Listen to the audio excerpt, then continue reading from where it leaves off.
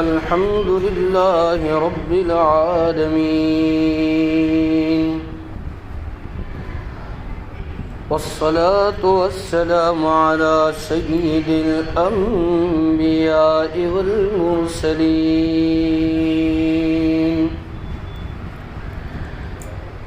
وعلى آله الطاهرين وصحابته أجمعين.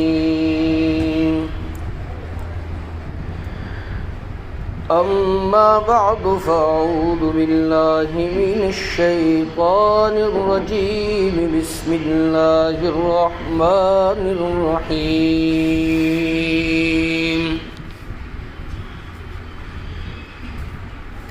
إن المسلمين والمسلمات والمؤمنين والمؤمنات والقانتين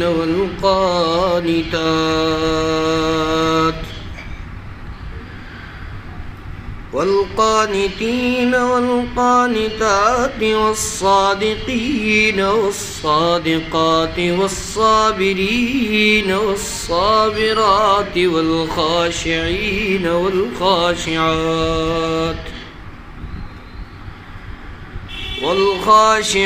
والخاشعات والمتصدقين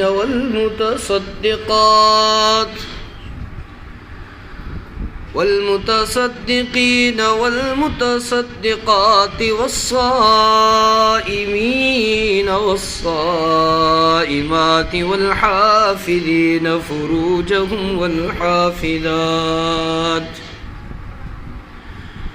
والذاكرين الله كثيرا والذاكرات أعد الله لهم مغفرة وأجرا عظيما. صدق الله مولانا العظيم. اللهم صل على سيدنا محمد وعلى آل سيدنا محمد وبارك وسلم. اللهم صل على سيدنا محمد وعلى آل سيدنا محمد وبارك وسلم. اللهم صل على سيدنا محمد وعلى آل سيدنا محمد وبارك وسلم. معزز خواتین، میں نے آپ کے سامنے قرآن پاک کی جو آیت تلاوت فرمائی ہے، اس کا پس منظر کچھ ایسا ہے کہ حدیث شریف کے اندر آتا ہے، ام سلمہ رضی اللہ تعالی عنہ خود نقل کرتی ہے کہ میں نے خود رسول اللہ صلی اللہ علیہ وسلم کو پوچھا کہ اللہ کے رسول، قرآن پاک کے اندر تو مردوں کا تذکرہ بار بار آیا ہے، لیکن ہم عورتوں کا تذکرہ قرآن پاک کے اندر نہیں آیا. جب حضرت ام سلمہ رضی اللہ تعالی عنہ نے آپ صلی اللہ علیہ وسلم سے یہ کہا تو اس پر یہ آیت نازل ہوئی جس میں بتایا گیا اس آیت کے اندر کہ اللہ تعالیٰ نے مغفرت اور اجر عظیم کا وعدہ کن لوگوں کے ساتھ کیا ہے. مغفرت مل جانا کوئی چھوٹی موٹی بات نہیں ہے. دنیا کے اندر ہم دیکھتے ہیں کوئی بادشاہ ہوتا ہے، کسی سے کچھ غلطی ہو جاتی ہے تو اس کو معاف کر دیتا ہے تو ہم پھولے نہیں سماتے. وہ بادشاہ کے معاف کرنے پر انسان بڑا خوش ہو جاتا ہے. گھر کے اندر ہم سے چھوٹی غلطی ہو جاتی ہے تو ہم معاف کر دیتا ہے سامنے والا تو ہم خوش ہو جاتے ہیں اور لوگوں سے کہتے ہیں کہ بھائی ہم سے یہ غلطی ہو گئی تھی، سامنے والے نے معاف کر دیا.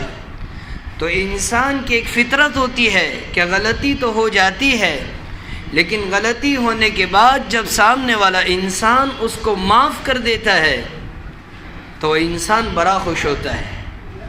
تو اللہ تعالیٰ نے بھی اس آیت کے اندر پہلی بات بتائی کہ بخشش معاف کرنے کے 10 طریقے،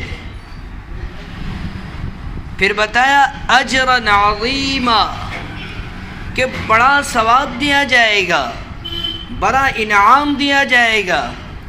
تو ایسے ہی تھوڑی انعام دیا جاتا ہے، ایسے ہی تھوڑی ثواب دیا جاتا ہے۔ تو اللہ تعالیٰ نے بتایا کہ کن کو کیا ملے گا۔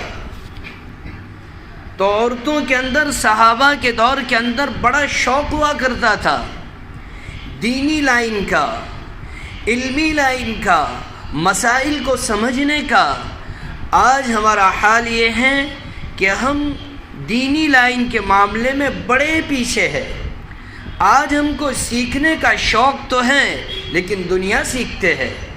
دنیا سیکھنے سے آپ کو کوئی انکار نہیں کرتا، لیکن سب سے پہلے اپنے آپ کو دینی علم سکھلاؤ۔ دینی علم کے اندر اپنے بچوں کو دینی علم سکھلاؤ۔ صحابہ کے زمانے کے اندر عورتوں کو کتنا شوق ہوا کرتا تھا کہ اللہ کے رسول صلی اللہ علیہ وسلم کے پاس ایک عورت آئی کہ اللہ کے رسول، یہ مرد حضرات تو آپ کے پاس بڑی بڑی باتیں سنتے ہیں، آپ کی مجالس میں آیا کرتے ہیں، ہم کو تو کوئی آپ سے براہ راست یعنی ڈائریکٹ سننے کو کچھ نہیں ملتا۔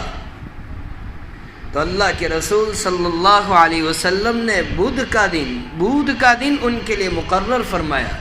عورتیں ایک جگہ جمع ہو جایا کرتی تھیں، آپ سب کا ایک جگہ پر جمع ہونا یہ آپ علیہ السلام کی اور صحابیات کی سنتوں میں سے ایک سنت ہے۔ آج دنیاوی کوئی مجلس ہوتی ہے، ہم ہر جگہ چلے جاتے ہیں اور بڑی شان سے جاتے ہیں اور ٹولے کے ٹولے جاتے ہیں، لیکن دینی مجلس ہوتی ہے تو بہت کم مجمع دیکھنے کو ملتا ہے۔ تو اللہ کا شکر مانے کہ اللہ نے ہمیں ایسی مجالس میں بیٹھنے کی توفیق عطا فرمائی۔ صحابیات کے اندر کتنا شوق تھا کہ اللہ کے رسول صلی اللہ علیہ وسلم کے پاس ایک عورت آئی اور کہا اللہ کے رسول، یہ مرد حضرات تو ہم سے آگے نکل گئے، اور کہا اللہ کے رسول، یہ تو آپ کے ساتھ آتے ہیں، مسجدوں میں باجماعت نماز پڑھتے ہیں، کسی کا انتقال ہو جاتا ہے جنازے میں شرکت کرتے ہیں، جہاد میں آپ کے ساتھ شریک رہتے ہیں، تو یہ مرد حضرات تو ہم سے آگے نکل گئے۔ یہ شوق تھا جب انسان کے اندر، جب ہماری ماؤں کے اندر دین ہوتا ہے تو بچے بھی ایسے پیدا ہوتے ہیں۔ اب دنیا کے اندر ہی اٹھا کر دیکھ لیجئے کہ جب کسی انسان کو جس لائن کا شوق ہوتا ہے وہ اسی لائن کی کتاب ہے، اسی لائن کے فن کے پیچھے پڑتا ہے۔ کسی کو درزی بننے کا شوق ہوتا ہے تو اسی لائن کی کہ روزانہ ڈیزائن دیکھے گا، لوہاری کام کا شوق ہے تو اسی لائن کی اور اسی لائن کا فن دیکھتا ہے۔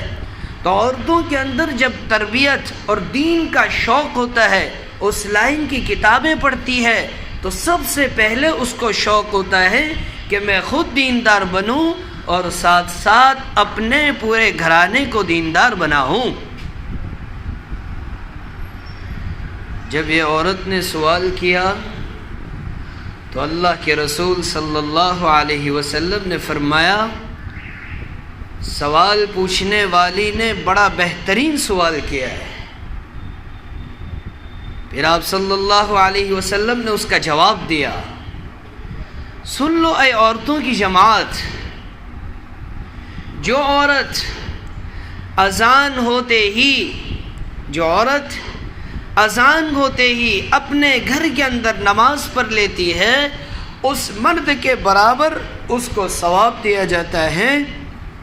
جو مرد جماعت کے ساتھ صف اولیٰ میں، پہلی صف میں امام کے ساتھ تکبیر اولیٰ کے ساتھ نماز پڑھتا ہے، اس مرد کو جتنا ثواب دیا جاتا ہے اس عورت کو بھی اتنا ہی ثواب دیا جاتا ہے جو عورت اذان ہوتے ہی نماز کو پڑھ لیتی ہے۔ تو ثواب کا کمانا آپ کے لیے آسان ہے یا ہمارے لیے؟ پھر آپ صلی اللہ علیہ وسلم نے فرمایا جو عورت اپنے بچے کے خاطر رات بھر جاگتی ہے اس مجاہد کے برابر اس کو ثواب دیا جاتا ہے جو دشمن کے مقابل میں لڑتا ہے۔ تو یہ عورتوں کے اندر جذبہ تھا۔ اب بخشش کروانی ہے، مغفرت کروانی ہے، تو اللہ کے رسول صلی اللہ علیہ وسلم کے اوپر جو آیت نازل ہوئی جس کی میں نے آپ کے سامنے تلاوت فرمائی، سب سے پہلے بتایا ان المسلمین والمسلمات،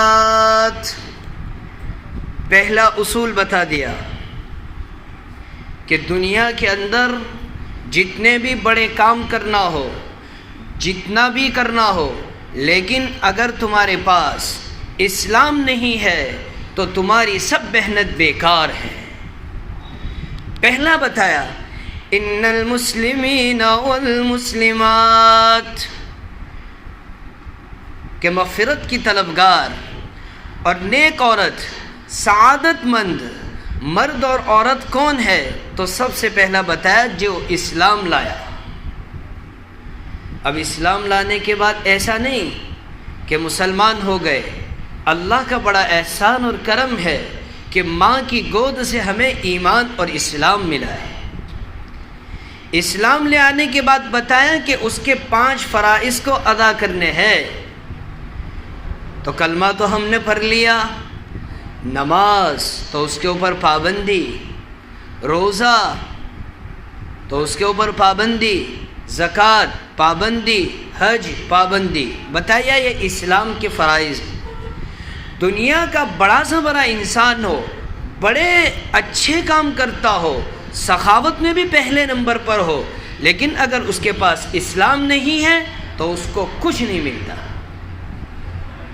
غیر لوگ جن کے پاس ایمان نہیں ہے، یہ لوگ جب یہ کام کرتے ہیں تو پھر ان کا کیا؟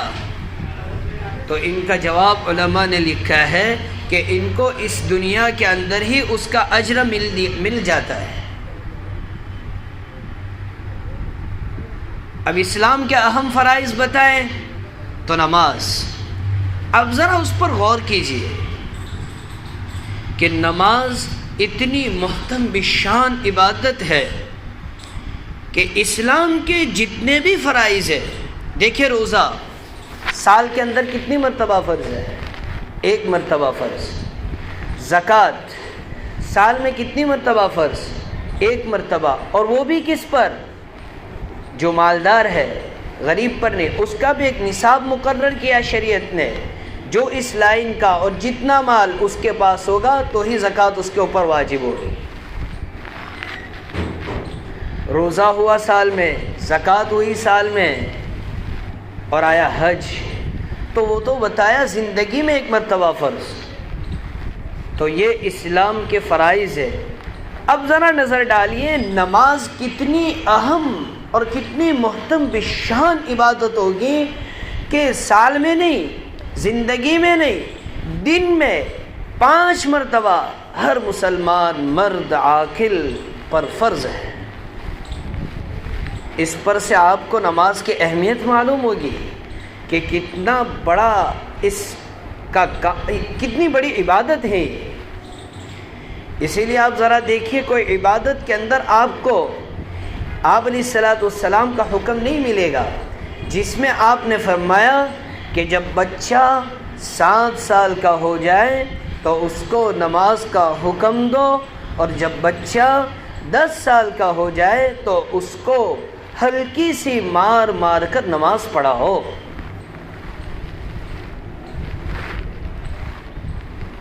کہ دن میں 5 مرتبہ اس کا فریضہ بتایا ہے، اور کس پر؟ تو ہر مسلمان، صرف مردوں پر نہیں، عورت پر بھی فرض۔ اسی لیے آپ علیہ الصلوۃ والسلام نے کیا فرمایا؟ قرۃ عینی فی الصلاۃ، میری آنکھوں کی ٹھنڈک تو نماز میں ہے۔ ام عائشہ رضی اللہ تعالی عنہ فرماتی ہیں کہ رسول اللہ صلی اللہ علیہ وسلم کا آخری وقت تھا، بالکل آخری وقت، اس میں آپ علیہ السلام کے ہونٹ ہل رہے تھے، آپ کے اندر بولنے کی طاقت نہیں تھی۔ تو میں نے اپنے کانوں کو آپ علیہ السلام کے مبارک ہونٹوں پر لگایا، تو میں نے دیکھا، میں نے سنا کہ آپ علیہ السلام یہ نصیحت فرما رہے ہیں کہ میری امت کو یہ پیغام پہنچا دینا، الصلاۃ الصلاۃ الصلاۃ وما ملکت ایمانکم، اے میری امت کسی حال میں نماز نہ چھوڑنا، کسی حال میں نماز نہ چھوڑنا، کسی حال میں نماز نہ چھوڑنا، اور اپنے ماتحتوں کے ساتھ اچھا سلوک کرنا۔ آج امت نے آپ علیہ السلام کی آخری وصیت کو بھی کہنے سنی۔ دنیا کے اندر جب کوئی مرتا ہے، کسی کے باپ کا، کسی کے شوہر کا، کسی کے بھائی کا، کسی کا بیٹے کا انتقال ہوتا ہے، تو ہم کیا کہتے ہیں کہ ہمارا باپ یہاں وصیت کرے لی، ہماری ماں نے یہاں وصیت ہتی، ہمارا چھوکرا ہے میں نے یہاں وصیت کرے لی، کتنی پابندی کے ساتھ اس پر عمل کرتے ہیں۔ لیکن جس محتم بالشان اور جس عظیم ہستی کا، جن کا احسان اگر زندگی پر ایک کونے میں بیٹھ کر درود شریف کے بھی ادا کیا جائے تو نہیں کر سکتے، اس محتم اور اس عظیم الشان ہستی کی آخری وصیت کو بھی امت نے بھلا دیا ہے۔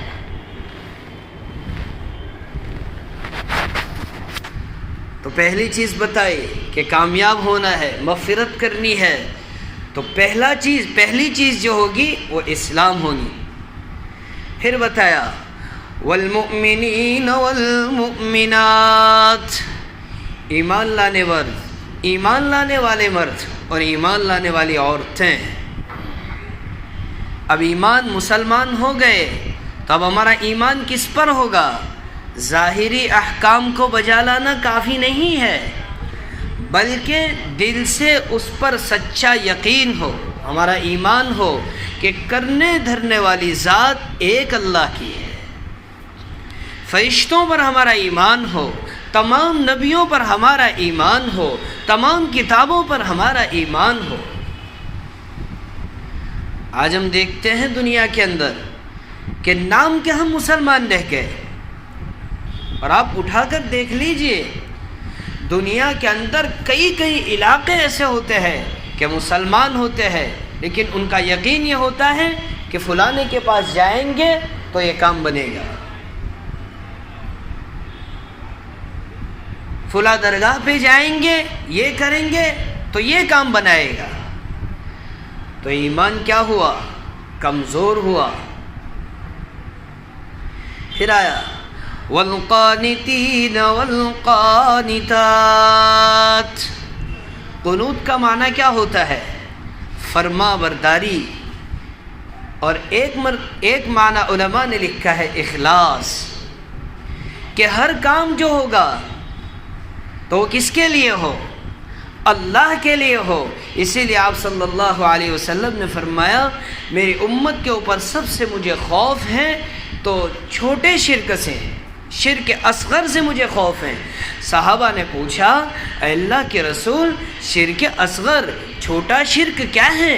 آپ صلی اللہ علیہ وسلم نے فرمایا دکھلاوا، ریاکاری،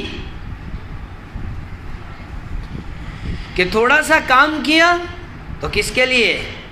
کفلا دیکھے اس کے لیے، لوگ مجھے بڑا نمازی کہیں، لوگ مجھے بڑا صدقہ دینے والا کہے، لوگ مجھے کہیں کہ اللہ کے راستے میں بڑی قربانیاں دیتا ہے، اس کے لیے۔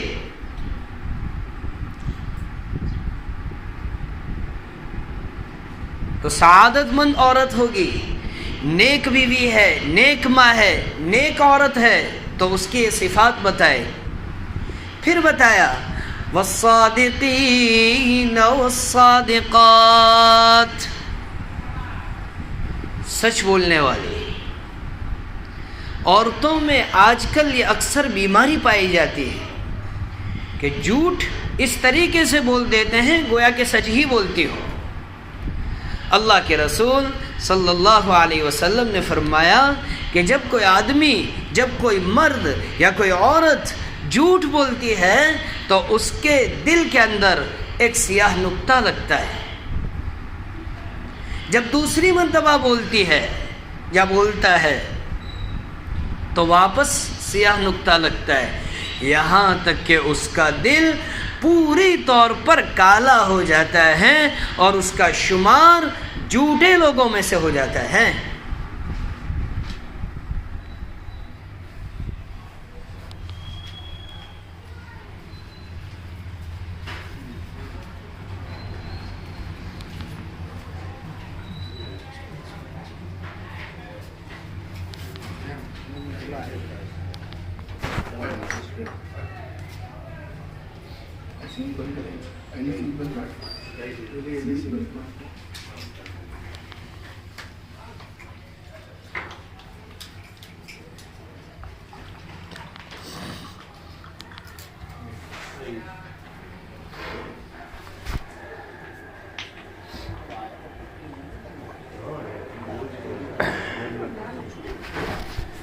یہاں تک کہ اس کا شمار جھوٹے لوگوں میں سے ہو جاتا ہے۔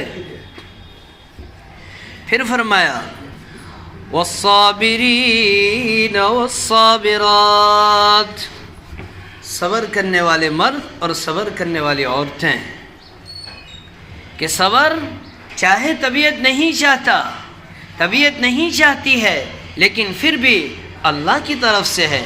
ہمارا ایمان ہے کہ یہ جو مصیبت آئی وہ کس کی طرف سے آئی؟ اللہ کی طرف سے آئی، اور اپنے دل میں کہے کہ اللہ تو قرآن میں دوسری جگہ کیا فرماتے ہیں، وَبَشِّرِ الصَّابِرِينَ، کہ صبر کرنے والوں کے لیے تو خوشخبری ہے۔ تو اللہ کی طرف سے جو بھی مصیبت آئے صبر کرے۔ پھر فرمایا والخاشعین والخاشعات، خشوع کرنے والے، عاجزی کرنے والے، کس کی طرف؟ اللہ کے سامنے، کہ کوئی بھی مسئلہ پیش آئے تو اللہ کے سامنے جھکے۔ آج ہم نے صحیح معنی میں دین کو نہیں پڑھا، تو آج جب کوئی مصیبت آتی ہے تو فوراً ہمارا دماغ دنیا کے لوگوں کی طرف جاتا ہے۔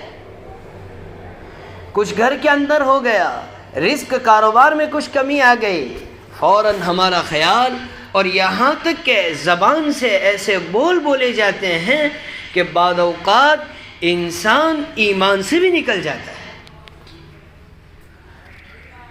شو تھیو کوکے میلو کر دیدو છે، کوکے جادو کر دیدو છે، کوکے کشو کھوڑائی دیدو છે۔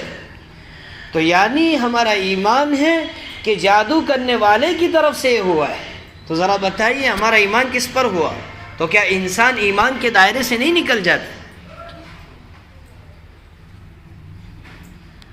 اور صحابہ کے زمانے میں ان کا ایمان اتنی پختگی کے ساتھ تھا کہ چھوٹی سی تکلیف آتی فوراً خود اللہ کے رسول صلی اللہ علیہ وسلم، تھوڑی سی ہوا چلتی، بادل تبدیل ہو جاتے، فوراً نماز کی طرف مسجد کی طرف جاتے۔ اسی لیے ایک عورت کا واقعہ لکھا ہے نا کہ جب وہ نئی مسلمان ہوئی تو اس کے بیٹے کا انتقال ہو گیا۔ لوگوں نے بچے کو نہلا دیا، کفن بھی پہنایا، پھر کہا کہ آئیے اپنے بچے کا آخری دیدار کر لیجیے۔ اس عورت نے کہا کہ آپ سب لوگ نکل جاؤ، آپ سب لوگ نکل جاؤ، اور نکالنے کے بعد اس عورت نے 2 رکعت پڑھی، اور 2 رکعت پڑھنے کے بعد اللہ تعالیٰ سے کہا کہ اللہ تعالیٰ زندہ کرنا بھی تیرے ہاتھ میں اور مارنا بھی تیرے ہاتھ میں ہے۔ اللہ میں نئی مسلمان بن کر آئی ہوں، میرے خاندان والے مجھے طعنہ دیں گے کہ دیکھ تو مسلمان بن گئی، تیرے بیٹے کا انتقال ہو گیا، اللہ تو زندہ رکھنا میرے بچے کو، اور مارنا میرے بچے کو یہ تیرے ہاتھ میں ہے، لیکن ابھی میرے اس بیٹے کو زندہ کر دے۔ 2 رکعت پڑھی، بچے کو زندہ کروایا۔ یہ کس کی برکت؟ نماز کی برکت۔ آگے فرمایا والصادقین والصادقات، صدقہ کرنے والے مرد اور صدقہ کرنے والی عورتیں۔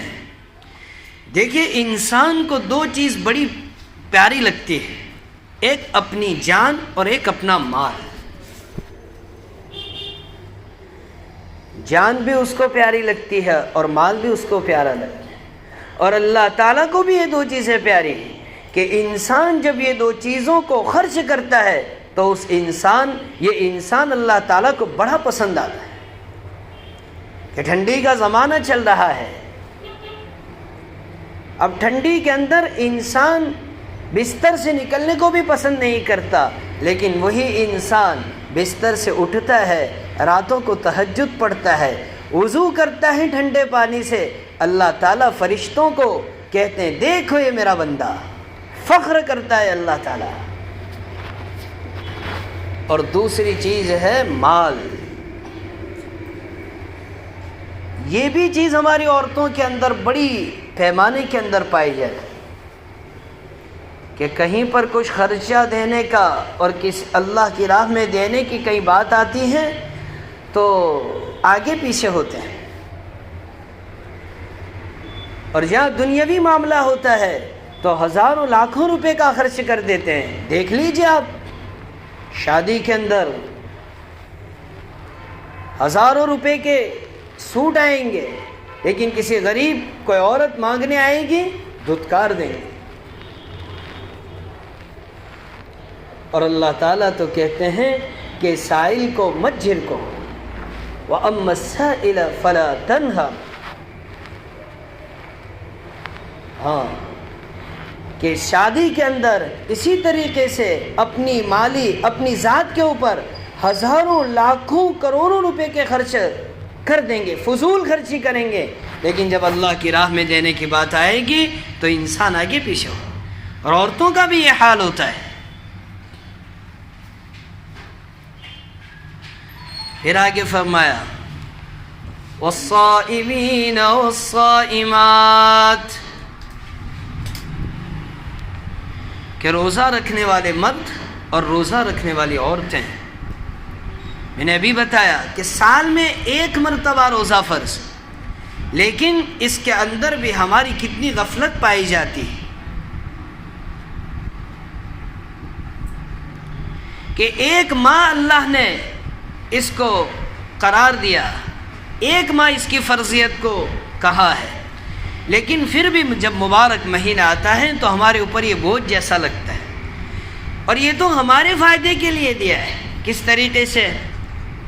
دیکھیے 11 مہینوں کے اندر کیا ہم اللہ تعالیٰ کی جیسی عبادت کرنے کا حق ہے ویسی عبادت کرتے ہیں؟ اب اس 1 ماہ کے اندر آپ دیکھنا کہ جو 11 مہینے بھی نماز نہیں پڑھتا ہے وہ بھی رمضان کے اندر صف کے اندر، اور وہ بھی نماز کے اندر دیکھنے کو ملے گا، کچھ نہ کچھ دیتا ہوا ملے گا۔ تو یہ تو اس لیے اللہ نے بھیجا ہے کہ میرے بندوں نے 11 مہینے میرے اپنی ذاتوں کے اوپر زیادتیاں کی ہے، تو لاؤ نے میں 1 مہینہ دوں تاکہ ان کے گناہوں کو معاف کر دوں، وہ تو ہمارے فائدے کے لیے۔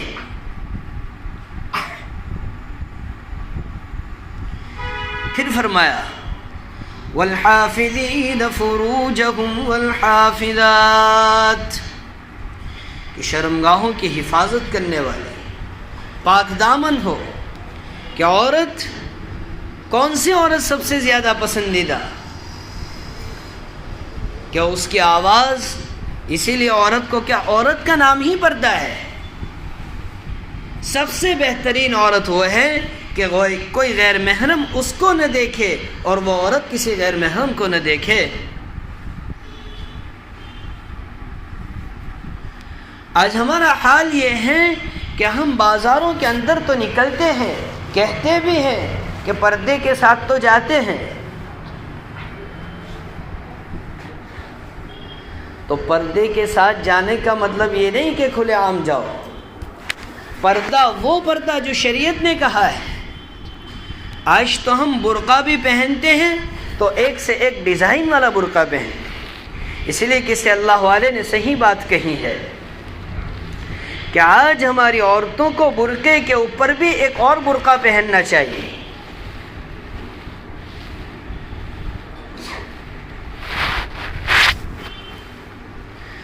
کہ عورت جب پاک دامن ہوتی ہے تو اس کے ذریعے سے ایسی اولاد پیدا ہوتی ہے، ایسی اولاد دنیا کے اندر آتی ہیں کہ وہ بڑے ہو کر کیا سے کیا بنتی ہے. اب دنیا کے اندر کوئی بھی بڑے سے بڑا انسان دیکھ لو، آپ کو اس مرد کے پیچھے عورت کا ہی کردار نظر آئے گا، مرد کا کردار نظر نہیں آئے گا. اور جب گھروں کے اندر دینی ماحول ہوتا ہے، تربیت کا ماحول ہوتا ہے تو بچہ بڑا ہو کر وہی بنتا ہے. لیکن آج ہمارا حال یہ ہوتا ہے کہ تربیت نہیں کر پاتے. مجھے ذرا بتائیے کتنی مائیں ایسی ہے جو اپنے بچے کو لے کر بیٹھتی ہو کہ بیٹا آج تیرے استاد نے مدرسے کے اندر کیا پڑھایا، بیٹا اسکول کے اندر تیرے ٹیچر نے آج کیا پڑھایا. بس وہی موبائل ہاتھ میں آ گیا، پورا ہو گیا وقت. اور سب سے زیادہ آج فتنے کا جو سبب بنا ہے یہ موبائل بنا ہے. ہاں، نوجوان لڑکیاں کیا ضرورت ہے اور اس طریقے سے موبائل کو لے کر گھومتی ہیں، گویا کہ مرد حضرات بھی اس طریقے سے لے کر نہیں گھومتے. ہاں، کہ گھر کے اندر نوجوان لڑکی ہے اور دیکھ رہی ہے، ماں دیکھ رہی ہے کہ میری بیٹی موبائل کے اوپر ہے، میری بیٹی موبائل کے اوپر ہے. ماں کے اندر یہ ہمت نہیں ہوتی. کیوں؟ ماں کو یہ حق نہیں ہے. لیکن جب ماں نے اس کی صحیح تربیت نہیں کی ہے، جب وہی لڑکی دیکھتی ہے کہ میری ماں ہی پورے دن پوری رات موبائل کے اندر ہوتی ہے تو وہ ماں کون سے منہ سے کہے گی. آج تو ہمارا چھوٹا بچہ بھی روتا ہے تو ماں موبائل دیتی ہے کہ لے بیٹا چپ تھئی جا. اب وہ بچہ کارٹون دیکھتا ہے، یہ دیکھتا ہے تو اس کے ذہن میں وہی عکس، وہی نقشہ بیٹھتا ہے. ہاں، گھر کے اندر اکثر دیکھو بچے ہمیشہ اپنے بڑوں کی نقل کاپی کیا کرتے ہیں. ہاں، اب بچہ دیکھ رہا ہے کہ اذان کا وقت ہو رہا ہے، باپ بھی سویا ہوا ہے، ماں بھی سوئی ہوئی ہے، تو بچہ کہاں سے نماز پڑھنے جائے گا. پھر ہم بچے کو کہیں کہ نماز پڑھی تو بچہ کہے گا تمہیں پڑھی. ہاں، آج کل کے بچے بھی جواب دے دیتے ہیں اور یہ ہمارا قصور ہے. ہاں، اللہ کے رسول صلی اللہ علیہ وسلم نے فرمایا ہے کہ بڑا اچھا انسان ہے وہ جو اپنے گھر والوں کے لیے ان کے ڈانٹ ڈپٹ کے لیے ایک کورا بھی رکھتا ہو، مارنے کے لیے نہیں، ڈانٹ ڈپٹ. ہاں، کہ گھر والے ڈرتے ہو لیکن ایسا نہیں، باپ کو بھی محبت سے کہ باپ بھی آتے ہی کوئی بچہ ادھر بھاگے کوئی ادھر بھاگے، ایسا نہیں. اور تربیت کا صحیح انداز تو اصل جو ہے وہ ماں کے پاس ہے، آپ لوگوں کے پاس ہے. تاریخ کو اٹھا کر دیکھ لیجئے آپ. خواجہ معین الدین چشتی رحمۃ اللہ علیہ بنگال کے سفر سے واپس آ رہے، بڑے خوش نظر آ رہے تھے، بڑے خوش نظر آ رہے تھے. ماں نے کہا معین الدین کیا بات ہے، بڑا خوش نظر آ رہا ہے. کہا اماں کیا کروں، آج بنگال کے سفر پر جانا ہوا. جب واپسی ہوئی تو لاکھوں کروڑوں لوگوں نے میرے ہاتھ پر توبہ کی اور لاکھوں لوگوں نے میرے ہاتھ پر اسلام کو قبول کیا. ماں نے کہا معین الدین اس میں خوش ہونے کی کوئی بات نہیں، اصل یہ تیرا کمال نہیں، یہ تو میرا کمال ہے. بیٹے نے کہا اماں جی یہ کیسی بات کر رہے ہو، سفر میں کرتا ہوں، سفر میں جاتا ہوں، تھکتا میں ہوں، سفر کی تکلیف ہے میں برداشت کرتا ہوں، اور آپ یہ کہہ رہے ہو کہ تو میرا کمال ہے تیرا کمال نہیں۔ کہا بیٹا اصل بات یہ ہے کہ جس دن تو پیدا ہوا اس دن سے لے کر جب تک میں نے تجھ کو دودھ نہیں چھڑایا، کبھی بھی میں نے تجھے بغیر وضو کے دودھ نہیں پلایا، اور جب بھی دودھ پلانے کا وقت ہوتا تھا وضو کیا کرتی تھی، قبلے کی طرف بیٹھتی تھی اور اللہ تعالیٰ سے دعا کیا کرتی تھی، یا اللہ میرے اس ایک ایک دودھ کے قطرے کے ذریعے میرے اس بیٹے کے اندر ولایت کا نور بھر دینا۔ فوراً خواجہ معین الدین اپنی ماں کے قدموں میں گر گئے اور کہا اماں جی یہ میرا کمال نہیں، یہ تو تیرا ہی کمال ہے۔ کس کا کردار نظر آیا؟ ایک عورت کا کردار نظر آیا۔ یہ تربیت کی تھی خواجہ نظام الدین رحمۃ اللہ علیہ۔ ہاں، بچپن میں یتیم ہو گئے، بچپن میں یتیم ہو گئے، ماں نے ایسی تربیت کی، ماں نے ایسی تربیت کی کہ ماں نے کہا کہ اس کے ابا کا تو انتقال ہو چکا ہے، ایک مدرسے کے اندر داخلہ کروایا، اور مدرسے کے اندر داخلہ کروانے کے بعد استاد کو کہا استاد جی یہ میرا بیٹا ہے، اس کے باپ کا انتقال ہو چکا ہے، میں اس کو علم دین سیکھنے کے لیے آپ کے پاس لائی ہوں، جب تک کہ میرا بیٹا مکمل علم دین حاصل نہ کر لے میں اس کو چھٹی مت دینا۔ استاد جی میرے اس بیٹے کو ضرور میری یاد آئے گی، لیکن آپ اس کو چھٹی مت دینا۔ کچھ دن ہوئے، حضرت کو اماں کی یاد آ گئی، استاد کے پاس گئے، کہا استاد جی اماں کی یاد آ گئی ہے، چھٹی چاہتا ہوں ایک دن کی، ماں کا دیدار کر کے ماں کا منہ دیکھ کے واپس آ جاؤں گا۔ استاد کو ماں کا قول یاد آ گیا کہ اس کے اماں نے تو مجھے یہ کہا ہے۔ استاد نے کہا ایک کام کرتا ہوں، اس کو دوہرا سبق دے دیتا ہوں، ڈبل سبق دے دیتا ہوں، اتنا سبق دے دیتا ہوں کہ وہ یاد ہی نہ کر پائے۔ بچہ بھی بڑا ذہین تھا۔ ہاں، آج ہم کہتے ہیں کہ ہمارے بچوں کے ذہن نہیں چلتے، اصل میں بات یہ ہے کہ صحیح معنی میں بچوں کی تربیت نہیں ہوئی۔ اب بچے نے بچپن سے ہی گندی تصویریں دیکھی ہے، کارٹون دیکھے ہیں، فلانی چیزیں دیکھی ہیں، تو اس کا ذہن کیسے چلے گا؟ ہاں، اور استاد نے دوہرا سبق دے دیا، بچہ یاد کر کے آ گیا۔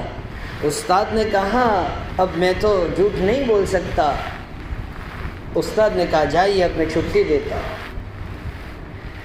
بچہ بڑا خوشحال جا رہا ہے، راستے کے اندر اتنا خوش ہے، دل ہی دل میں کہہ رہا ہے آج تو اماں کے پاس جاؤں گا، اماں کی پیشانی پر بوسہ لوں گا، اماں میرے لیے کیا سے کیا کھانا پکائے گی، اماں کے ساتھ بیٹھ کر کھانا کھاؤں گا۔ یہ بچے کے شوق تھے۔ جب گھر پر پہنچے، دروازہ کھٹکھٹایا، ماں سمجھ گئی یہ تو میرے بیٹے کی دستک ہے۔ فوراً کہا کہ اگر آج اس دروازے کی دستک کھول دوں گی، میرے اس بچے کو عادت پڑ جائے گی، پھر مدرسے میں علم دین حاصل کرنے میں، دین کا علم حاصل کرنے کا شوق اسے نہیں رہے گا۔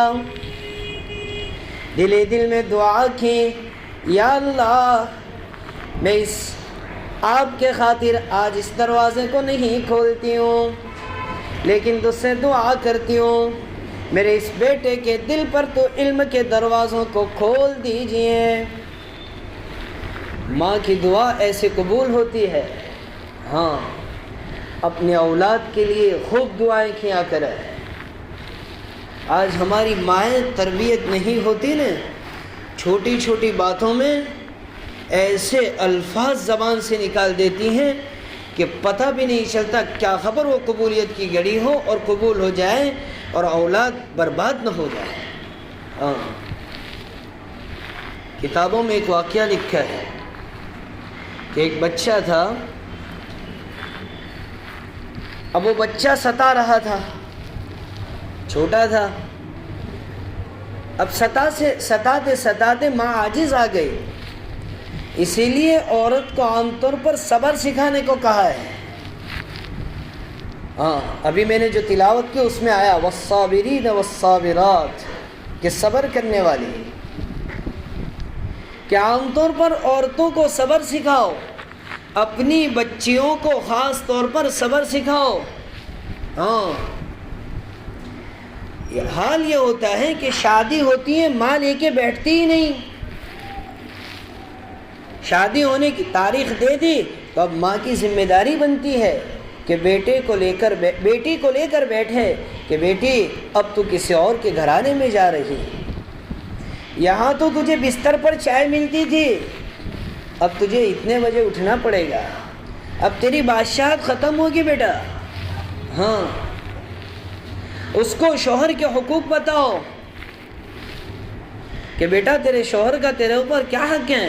اللہ کے رسول صلی اللہ علیہ وسلم نے فرمایا کہ اگر میری شریعت کے اندر اللہ کے علاوہ کسی کو سجدے کی اجازت ہوتی، میں عورتوں کو کہتا کہ آپ اپنے خاوند کا، اپنے شوہر کا اکراماً تعظیماً سجدہ کیا کریں، لیکن میری شریعت کے اندر اللہ کے علاوہ کسی کو سجدے کی اجازت نہیں۔ کیا مقام بتایا عورت کا؟ آج تاریخ دی، چلو کہاں؟ سورت کیم سوٹ لیوا، امداواد گئے سوٹ لیوا، کتنے والا؟ 75,000، 1 لاکھ، 2 لاکھ والا، پھر لانے کے بعد کیا تو اسٹیٹس پر بھی رکھنے کا کہ ہمیں اللہ والا سوٹ لایا، مہندی پڑھائی، یہ بھی اسٹیٹس پر، واہ۔ ابھی تاریخ کے 7 مہینے باقی ہیں، وہ بھی اسٹیٹس پر کمنگ سون ایسا بھی لکھ دیتے ہیں۔ کیا ضرورت ہے؟ کسی غریب لڑکی کا اگر آپ کے دیکھنے کے، آپ کے اسٹیٹس کی وجہ سے کسی غریب لڑکی کا اس کے دل کے اندر آہ لگ گئی اور اپنی زبان میں کہیں تو جیو بڑھی گئے ہو، کیا جواب دو گے اللہ؟ کیا جواب دو؟ اب عائشہ رضی اللہ تعالیٰ عنہ فرماتی ہیں کہ میرے پاس ایک معمولی کپڑے کا سوٹ تھا، معمولی قیمت کا، ہزاروں مدینے کی لڑکیوں نے اس ایک سوٹ سے، ہزاروں مدینے کی لڑکیوں نے اس ایک سوٹ سے شادی اور نکاح کیا۔ آج تو ہمارا سوٹ ہی 50,000 کا ہوتا ہے۔ تو اصل تو اپنی عورت کو تربیت اپنی بچی کو صبر اور تربیت سکھانی ہوتی ہے۔ اللہ کے رسول صلی اللہ علیہ وسلم کے پاس ایک عورت آئی اور کہا کہ اللہ کے رسول میرے شوہر کا میرے اوپر کیا حق ہے؟ اللہ کے رسول نے فرمایا تیرے شوہر کے پورے بدن کے اوپر پھوڑے ہو جائے، پھنسیاں ہو جائے اور اس کے اوپر پیپ، یعنی اپنی زبان میں کہے تو لوئی، پاک، پیپ اور خون سے بھر جائے اور اس کو تو چاٹ لے تو بھی تو نے تیرے شوہر کا حق ادا نہیں کیا۔ آگے اللہ کے رسول نے فرمایا کہ جس عورت کا شوہر، جو عورت اس دنیا سے اس حال میں گئی کہ اس کا شوہر خوش ہے تو عورت جنتی ہے، اور جو عورت اس حال میں گئی کہ اس کا شوہر اس سے ناراض ہے تو اس کو جہنمی بتایا ہے۔ تو اپنے اولاد کی تربیت کریں، اپنی بچی کو لے کر بیٹھیں کہ تیرے شوہر کا تیرے اوپر یہ حق ہے، تیرے ساس سسر کا تیرے اوپر یہ حق ہے۔ اور میں سسرالی معاشرے سے بھی کہتا ہوں کہ آنے والی لڑکی کو محبت دو، اپنی لڑکی کی طرح اس کو رکھو، ایسا نہیں کہ آتے ہی اس کے اوپر رانی بن جاوے اور اس کو نوکرانی سمجھے اور اپنا ٹھاٹ بتائے اس کو، چلا آم کروانا چھے، ماری چھوکری نہ بھی کپڑا دھوا پڑ سے، آم بھی کڑو پڑ سے۔ ذرا پوچھیں علماء سے کہ اس کا کیا حق بنتا ہے۔ سسرالی معاشرہ بھی ہمارا بڑا ظالم ہو چکا ہے کہ شادی ہو رہی ہے. آج کل شادیوں کے رواجات چل رہے ہیں. آپ ذرا دیکھنا کہ اللہ کے رسول اور اللہ کے رسول صلی اللہ علیہ وسلم کی سنتوں کے مطابق ہماری شادیاں ہو رہی ہیں. پھر علماء کہتے ہیں تو ہم کو بھی جواب دیتی ہیں عورتیں ہماری، کیونکہ وہ بھی بہت بڑی مفتیاں ہوتی ہیں نا، تو کہتی ہیں جیون میں ایک وقت تو ہوئی ہے، زندگی میں ایک وقت تو ہوئی ہے، تو مروانو بے وقت ہوئی ہے. مرنا بھی تو زندگی میں ایک مرتبہ ہوتا ہے نا. اب منائیے، اللہ کے رسول نے کہا ہے، یہ ایسا ہمارا مذہب ہے کہ اس میں خوشی کے بھی طریقے بتائے، غمی کے بھی طریقے بتائے. ہماری عورتوں کا کیا ضرورت ہوتا ہے؟ خوشی منائیے، میں آپ کو نہیں کہتا ہوں، لیکن شریعت کے دائرے میں رہ کر. غمی منائیے شریعت کے دائرے میں. ہمارے وہاں تو بس کسی جنازہ، کسی کا انتقال ہو گیا تو مردوں سے زیادہ عورتیں. پھر پوچھتے ہیں، کوئی ٹوکتا بھی ہے کہ اللہ اندر چلے جاؤ، اندر چلے جاؤ کہتے بھی ہیں، تو کہ ہم جنازہ جو آنو، تو جنازے کو تم کو دیکھنے کی کیا ضرورت ہے؟ یہ حال ہو گیا، یہ بے دینی ہے. تو میں کہہ رہا تھا کہ تربیت کے اوپر میں واقعہ کہہ رہا تھا کہ ہمارے بعض اوقات ایسے جملے ہماری زبان سے نکل جاتے ہیں کہ اللہ ہی معاف کرے. اب وہ بچہ بڑا رو رہا تھا، ماں کو ستا رہا تھا، تو ماں نے اس کو ایسا لفظ بول دیا. اب وہ قبولیت کی گھڑی تھی، بچے کی جوانی کی شروعات ہوئی، بچے کا انتقال ہو گیا. اب وہ ماں رو رہی ہے، ہائے واویلا کر رہی ہے. تو خواب کے اندر کسی نے بتایا کہ ہم نے نہیں لیا، آپ کے بچے کو آپ کی بدولت ہم نے اٹھایا، کہ ایک مرتبہ یہ بچہ آپ کو ستا رہا تھا تو آپ نے ایسی بد دعا دے دی تھی، تو آج آپ کی دعا قبول ہو گئی تھی. اس دن اس کا وقت آ گیا، جوانی کا وقت ہوا، ہم نے اٹھا لیا، تو آپ کی دعا کی بدولت ہم نے اٹھایا. تو ماں کے لیے ضروری بنتا ہے کہ اپنی اولاد کی دعا کریں. ہاں، تو ماں نے دستک دروازہ نہیں کھولا، اور ماں نے پوچھا کہ میرے دروازے پر کون ہے؟ ماں نے پوچھا میرے دروازے پر کون ہے؟ کہا آپ کا بیٹا ہوں. تو ماں نے کہا کون میرا بیٹا؟ میرا بیٹا تو علم دین سیکھنے کے لیے گیا ہے، میرا بیٹا تو علم دین سیکھنے کے لیے گیا ہے. جب تک وہ مکمل علم دین حاصل نہیں کر سکے گا، نہیں کر سکتا، میرے گھر پر واپس نہیں آ سکتا. فوراً حضرت بایزید بستامی رحمۃ اللہ علیہ کا یہ واقعہ ہے. فوراً حضرت سمجھ گئے، انہی قدموں کے ساتھ ماں کے چہرے کو دیکھے بغیر انہی قدموں کے ساتھ واپس گئے اور مکمل علم دین حاصل کیا.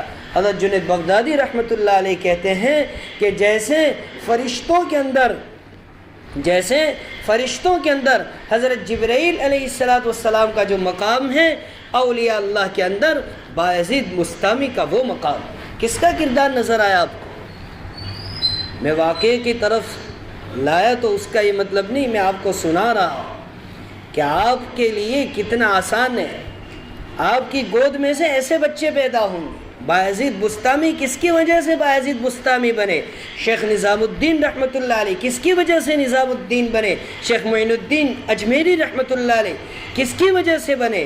ماں کی وجہ سے بنے. ہم فضائل اعمال کو لے کر بیٹھتے ہیں. حضرت شیخ زکریہ رحمۃ اللہ علیہ، ذرا ان کی آپ بیتی کو پڑھیے تو صحیح، ماں باپ نے کیسی تربیت کی تھی. ہمارا حال یہ ہے کہ ہم لے کر بیٹھتے نہیں. روزانہ ہمارے گھر میں آدھے گھنٹے کی تعلیم ہو، روزانہ. ہاں دیکھو میرے عزیز مائیں بہنیں، زندگی تو یوں بھی گزر جائے. ہر دن کے بعد، ہر رات کے بعد صبح ہوتی ہے، ہر جوانی کے بعد بڑھاپا ہوتا ہے، ہر مشکل کے بعد آسانی ہوتی ہے. تو زندگی تو یوں بھی گزر جائے گی، لیکن اگر اللہ اور اس کے رسول کی سنتوں کے مطابق ہم نے گزاری ہے تو اس زندگی کے اندر، دنیاوی زندگی کے اندر بھی آرام ہی آرام، راحت ہی راحت ہے، اور قبر میں اور آخرت میں تو جانا ہی، کہنا ہی کیا.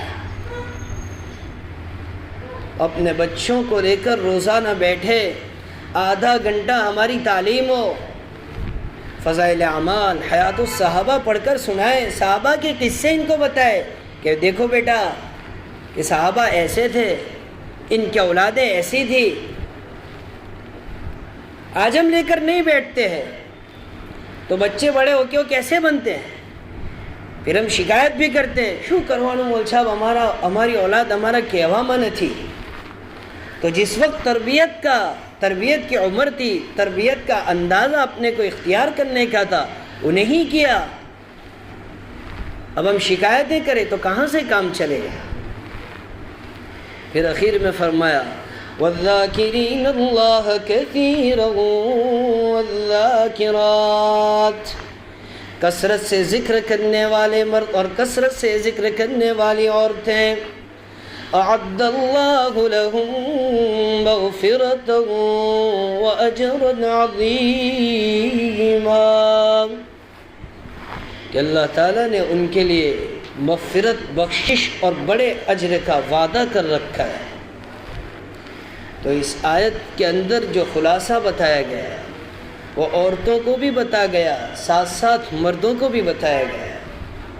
عورتوں کا جو کردار بنتا ہے، سب سے بہترین عورت کے لیے اس سے بڑی کیا بات ہو سکتی ہے؟ عورت کے لیے اس سے بڑی کیا بات ہو سکتی ہے کہ سید الکونین فخر رسول محمد رسول اللہ صلی اللہ علیہ وسلم کی ماں بھی تو کون ہے؟ ایک عورت ہے۔ اس سے بڑی فخر کی بات آپ کے لیے کیا ہو سکتی ہے؟ ارے بعض چیزوں کے اندر تو آپ عورتیں ہم مردوں سے بھی آگے نکل گئے۔ اب ذرا قرآن، آپ صلی اللہ علیہ وسلم پر جب سب سے پہلے وحی نازل ہوئی تو سب سے پہلے ایمان لانے والوں میں کون تھا؟ کوئی مرد نہیں تھا، عورت تھی، اما خدیجۃ الکبریٰ رضی اللہ تعالیٰ۔ اسلام کے اندر سب سے پہلے شہید ہونے والی کون ہے؟ کوئی مرد نہیں ہے، عورت ہے۔ قرآن کی سب سے پہلی حافظہ کون ہے؟ اما عائشہ ہے۔ تو بعض چیزوں میں تو آپ ہم مردوں سے بھی آگے ہیں۔ اگر عورت صحیح معنی میں تربیت والی اور دیندار بن جائے، ہزاروں نسلیں اس کے لیے دینداری والی پیدا ہو۔ قلم قبر میں آرام کرتے ہوں گے، اگر بچے کی صحیح تربیت کی ہے، بچہ نماز پڑھ رہا ہے، اس کا ثواب ہمارے کھاتے میں۔ روزانہ تعلیم ہو، ساتھ ساتھ ایک دعا بچے کو سکھائے، ہاں کہ بیٹا اللہ کے رسول کی یہ سنت، اللہ کے رسول صلی اللہ علیہ وسلم نے فرمایا جب فساد کے دور کے اندر میری ایک سنت پر عمل کریں گے، اللہ تعالیٰ اس کو 100 شہیدوں کے برابر ثواب دیں گے۔ 100 شہیدوں کے برابر۔ شہید کا مرتبہ کتنا؟ خون گننے سے پہلے اس کی مغفرت ہو جاتی ہے۔ تو عزیز مائیں بہنیں، آج نیت کرے، اللہ تعالیٰ سے وعدہ کر کے اٹھیں کہ اللہ اب بقیہ زندگی اپنی یاد کے ساتھ گزارا، والذاکرین اللہ کثیرا، اٹھتے بیٹھتے اللہ تعالیٰ کا ذکر ہو۔ کھانا پکا رہے ہو، سبحان اللہ والحمد للہ ولا الہ الا اللہ واللہ اکبر، تیسرا کلمہ درود شریف ہو۔ روزانہ 24 گھنٹوں کے اندر ہمارے پاس آدھا گھنٹہ بھی نہیں،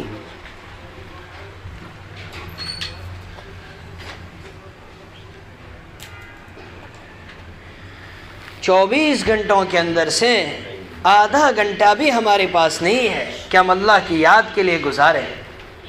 روزانہ ہم ایک منزل مناجات مقبول کی، حزب العظم کی پڑھیں، البرکات المکیہ بڑی اچھی کتاب ہے، درود شریف کی پڑھیں، 3 تسبیحات کی پابندی کریں۔ کھانا پکا رہی ہیں، نیت یہ ہو کہ اس کے ذریعے جو لوگ کھائیں گے اللہ تعالیٰ ان کے ذریعے ہمیں ثواب دینا۔ اب یہ کھانا آپ کا ذکر والا بنے گا، اب جو کھا رہے ہیں، نماز پڑھ رہے ہیں، اس کا ثواب آپ کو ملے گا۔ تو کریں گے، اللہ تعالیٰ ہم سب کو کہنے سننے سے زیادہ عمل کی توفیق عطا فرمائے۔ وآخر دعوانا ان الحمد للہ رب العالمین۔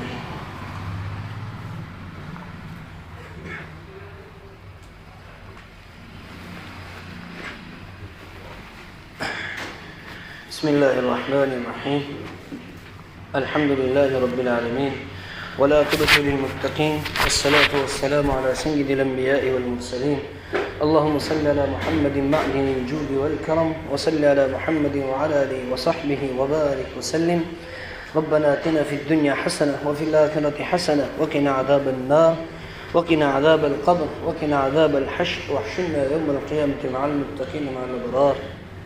اے اللہ ہمارے گناہوں کو معاف فرما، اے اللہ ہم پر رحم فرما، اے اللہ ہم پر کرم فرما، فضل کا عفو کا معاملہ فرما، ستاری کا ہدایت کا معاملہ فرما۔ اے اللہ اپنے مقبولین بندوں میں بنا لے، اے اللہ مستجاب الدعوات بندوں میں بنا لے۔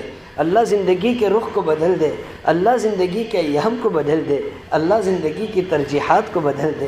اللہ بڑا احسان کیا، بڑا کرم کیا، بڑا فضل فرمایا، ایمان والی ماں کی گود میں جنم دیا۔ اللہ ایک اور کرم کر دیجئے، اللہ ایک اور کرم کر دیجئے، اللہ ایک اور فضل فرما دیجئے۔ اللہ ایمان کے ساتھ ہمارا خاتمہ فرمانا، اللہ ایمان کے ساتھ ہمارا خاتمہ فرمانا، اللہ ایمان کے ساتھ ہمارا خاتمہ فرمانا۔ اللہ لوگ تو ہمیں رو کر اپنے گھر سے نکال رہے ہو، اللہ آپ ہمارا خوشی خوشی استقبال کر رہے ہو۔ اللہ ایسی موت مقدر فرمانا، اللہ قبر کے عذاب سے ہماری حفاظت فرمانا، حشر کے عذاب سے ہماری حفاظت فرمانا۔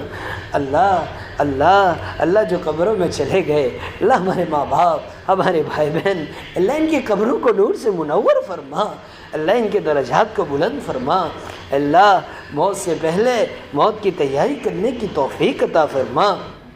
اللہ ہماری اولادوں کو نیک صالح بنا دیجئے، اللہ ہماری اولادوں کو نیک صالح بنا دیجئے۔ اللہ جو بے جوڑ ہے نیک صالح جوڑو عطا فرما، جو بے اولاد ہے اللہ نیک صالح اولاد عطا فرما۔ اللہ ہماری ماں باپ کی عمروں میں برکت عطا فرما۔ اے اللہ ہم نے جو مانگا وہ بھی عطا فرما، اللہ جو مانگنے میں رہ گیا وہ بھی عطا فرما۔ اللہم انا نسألک من خیر ما سألک منہ نبیک و حبیبک سیدنا محمد صلی اللہ علیہ وسلم ونعوذ بک من شر ما استعاذک منہ نبیک و حبیبک سیدنا محمد صلی اللہ علیہ وسلم وانت المستعان وعلیک البلاغ ولا حول ولا قوة الا باللہ۔ سبحان ربک رب العزة عما یصفون وسلام علی المرسلین والحمد للہ۔